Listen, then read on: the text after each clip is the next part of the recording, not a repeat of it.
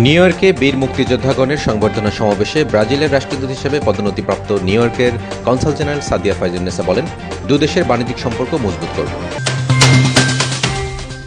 ব্রাজিলের রাষ্ট্রদূত হিসেবে পদোন্নতিপ্রাপ্ত নিউ ইয়র্কের কনসাল জেনারেল সাদিয়া ফাইজুন্নেসা ২ অক্টোবর শনিবার বীর মুক্তিযোদ্ধাগণের প্রদত্ত বিদায়ী সংবর্ধনা সমাবেশে বললেন, বাংলাদেশের ঘরে ঘরে ব্রাজিলের পতাকা ওড়ে এ বিষয়টি ব্রাজিলিয়ানদের পরিপূর্ণভাবে অবহিত করার মাধ্যমে বাংলাদেশের সাথে ব্রাজিল তথা দক্ষিণ আমেরিকার বাণিজ্যিক সম্পর্ক নিবিড় করার ব্রত নিয়ে ব্রাসিলিয়া যাচ্ছি।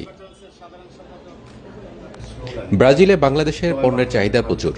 সেই লক্ষ্যে দুদেশের মধ্যকার বাণিজ্যিক যোগাযোগের পরিধিকে গতানুগতিক ধারা থেকে গভীরতর করতে হবে। এ ব্যাপারে বাংলাদেশি আমেরিকানদেরও অপরিসীম ভূমিকা রাখতে হবে। দীর্ঘ ৩.৫ বছর নিউ ইয়র্কে দায়িত্ব পালনের মাধ্যমে ব্যবসায়ী, আমদানিকারক এবং বিভিন্ন ক্ষেত্রে প্রচণ্ড মেধার অধিকারী বাংলাদেশিগণের সাথে গড়ে ওঠা সম্পর্ককে ব্রাজিল বাংলাদেশের দ্বিপাক্ষিক সম্পর্কের উন্নয়নে ব্যবহার করব। আমি যখনই যেই ইনস্টিটিউশনে পড়াশোনা করেছি একটা আদর্শ নিয়ে বড় হয়েছি এবং আজকে আমার পরম সৌভাগ্য যে আপনাদের মতো বীর মুক্তিযোদ্ধাদের সামনে আমি দাঁড়িয়েছি আমার দেশের পতাকা নিয়ে। আপনারা আমাকে সম্মান জানাচ্ছেন, আমি আসলে ইমোশনাল হয়ে যাচ্ছিলাম। I'm getting so emotional. I don't know how to pay my tribute, my respect to all these valiant freedom fighters.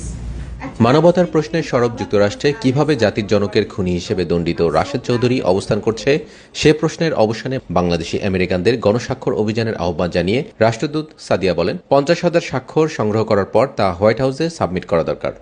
আমরা কূটনৈতিক চ্যানেল দেন দরবার অব্যাহত রেখেছি বাংলাদেশের ইমেজকে প্রশ্নবিদ্ধ করতে। এ ব্যাপারে সকলকে সজাগ থাকতে হবে। সিটিজেনশিপ গ্রহণকারীরা আবেদন জানালে তার প্রশাসনের দৃষ্টি এড়াবে না। সাদিয়া বলেন, প্রধানমন্ত্রী শেখ হাসিনার বিচক্ষণতাপূর্ণ নেতৃত্বে বাংলাদেশ সমৃদ্ধির পথে ধাবিত হচ্ছে। এমনই সময়ে ৭১-এর পরাজিত শক্তি ও তাদের দোসরেরা নানা অপচেষ্টা চালাচ্ছে এবং প্রথম মহিলা রাষ্ট্রদূত। নিউ ইয়র্কে কর্মকালে সর্বস্তরের প্রবাসীদের প্রিয় ব্যক্তিত্বে পরিণত হবার পাশাপাশি বীর মুক্তিযোদ্ধাদের সাথেও চমৎকার একটি সম্পর্ক করতে সক্ষম হয়েছেন। বিশেষ করে করোনা মহামারীকালে তার সর্বাত্মক চিকিৎসা পরামর্শ ব্যক্তিগতভাবে MBBS ডাক্তার হিসেবে প্রবীণ প্রবাসীদের বিশেষভাবে উপকার করেছে। বাংলাদেশ সোসাইটির সেবামূলক কার্যক্রমেও সাদিয়ার সহযোগিতার কথা কারও অজানা নেই। সেক্টর কমান্ডার্স ফোরাম এবং বঙ্গবন্ধু ফাউন্ডেশনের যুক্তরাষ্ট্র শাখার যৌথ উদ্যোগে জ্যাকসন হাইটসে মুনলাইট গ্রিল রেস্টুরেন্টের মিলনায়তনে অনুষ্ঠিত এই সংবর্ধনা সমাবেশে সভাপতিত্ব করেন সেক্টর কমান্ডার্স ফোরামের সভাপতি বীর মুক্তিযোদ্ধা রাশেদ আহমেদ। সবাইকে ধন্যবাদ জানাচ্ছি। বিশেষ করে আজকে আমাদের আরেকটা বড়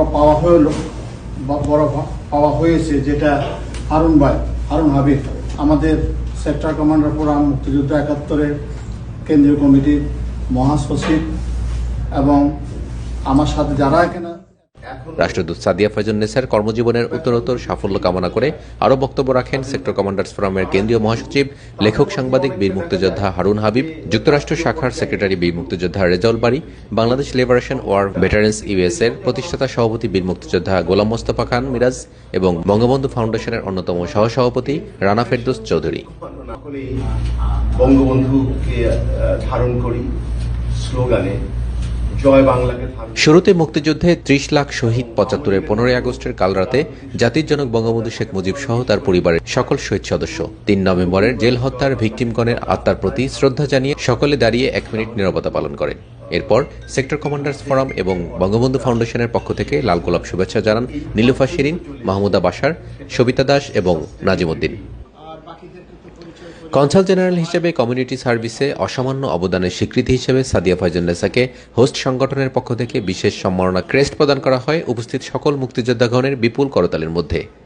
অনুষ্ঠানে অংশগ্রহণকারী বীর মুক্তিযোদ্ধাগণের মধ্যে ছিলেন আবুল বাশার চুন্নু, মোহাম্মদ ফারুক হোসেন, খুরশেদ আনোয়ার বাবলু, এনামুল হক, আব্দুর রহমান, শহীদ হাসান, গুলজার হোসেন, বিল্লাল হোসেন, নাজিম উদ্দিন, নুরুল ইসলাম, এমদাদুল হক, আবুল বাশার ভূঁইয়া, মকবুল হোসেন তালুকদার, মিজানুর রহমান চৌধুরী, রুহুল আমিন ভূঁইয়া, আশরাফ আলী, MA আওয়াল, জাকির হোসেন হিরু। মুক্তিযোদ্ধা সন্তান কমান্ডের আহ্বায়ক আশরাফ আলী খান লিটন ছাড়াও ছিলেন বঙ্গবন্ধু ফাউন্ডেশনের কর্মকর্তা নাজিম উদ্দিন, সেক্টর কমান্ডার্স ফোরামের কর্মকর্তা ডক্টর রফিক আহমেদ, মহিলা সম্পাদিকা সবিতা দাস, কাজী মোস্তফা আলাউদ্দিন, আবু তাহের, আবুল হাশেম প্রমুখ।